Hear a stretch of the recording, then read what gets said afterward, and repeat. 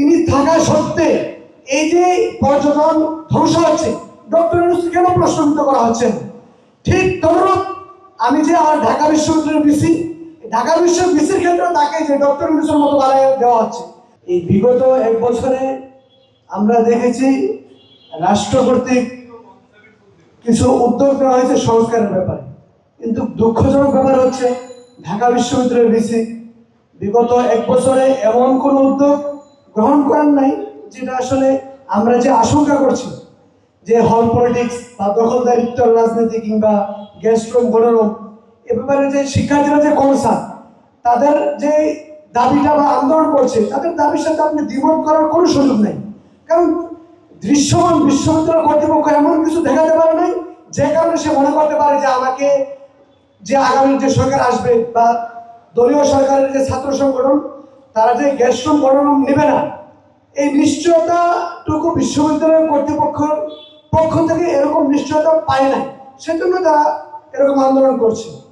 বিশ্ববিদ্যালয়ের ভিসি আমি একটা ব্যাপার লক্ষ্য করছি আর কি, এই এক বছরের যে রাজনীতি, এই রাজনীতিতে আমরা একটা বিষয় খুবই সূক্ষ্ম একটা ব্যাপার লক্ষ্য করছি।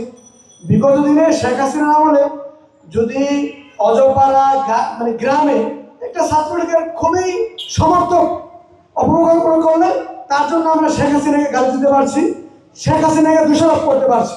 কিন্তু এখন আমরা কি খুবই আশ্চর্যের ব্যাপার, যদি কোনো উপদেষ্টাও একটা অপকর্ম করে, আপনারা দেখেন যে সিলেটের যে ব্যাপারটা যে পাথর উত্তোলন করে মোটামুটি পর্যটন এরিয়া ধ্বংস করে দিচ্ছে, কোনো মিডিয়া, কোনো বাংলাদেশের যারা আপনারা বলেন যে অ্যাক্টিভিস্ট, আপনারা কেউ কি দেখেছেন যে ইউনূসকে এ ব্যাপারে প্রশ্নবিদ্ধ করতে? কেন এই রাষ্ট্রের সর্বোচ্চ দায়িত্ব ডক্টর ইউনূস আছে, তিনি থাকা সত্ত্বে এই যে পর্যটন ধ্বংস হচ্ছে, ডক্টর ইউনূসকে কেন প্রশ্নবিদ্ধ করা হচ্ছে না? ঠিক তদ্রূপ আমি যে আমার ঢাকা বিশ্ববিদ্যালয়ের ভিসি, ঢাকা বিশ্ববিদ্যালয়ের ক্ষেত্রে তাকে যে ডক্টর ইউনূসের মতো বানায় দেওয়া হচ্ছে। এক্সট্রিম মশার কয়েল প্ল্যান্ট ফাইবার দিয়ে তৈরি, ডেঙ্গু চিকুনগুনিয়া বাহি সহ যে কোনো মশার বিরুদ্ধে দেয় এক্সট্রিম সুরক্ষা। আপনার ঢাকা বিশ্ববিদ্যালয় কোথাও অনিয়ম হইলে, ঢাকা বিশ্ববিদ্যালয়ের আশেপাশে যদি কোনো খুন হয়, অনিয়ম হয়, ঢাকা বিশ্ববিদ্যালয় ভিসিকে প্রশ্নবিদ্ধ করা যাবে না। এটা এমন একটা সিস্টেম তৈরি করা হচ্ছে যেটা আগামীর রাজনীতিতে খুবই অশনি সংকট হিসেবে আমাদের সামনে উপস্থিত হচ্ছে। কারণ আগামী যে সরকার আসবে, আগামী সরকার কিন্তু বলবে, যারা ছাত্র সংগঠন তারা বলবে, তোমরা তো বিগত দিনে ডক্টর ইউনূসকে প্রশ্নবিদ্ধ করতে পারো না, এখন কেন? যদি কথার কথা আমি বলি তারেক রহমান আগামী দিনের প্রধানমন্ত্রী হয়, তারেক রহমানকে যদি আমরা প্রশ্নবিদ্ধ করতে চাই, সেক্ষেত্রে কিন্তু এই প্রশ্নটা অবশ্যই তারা করবে।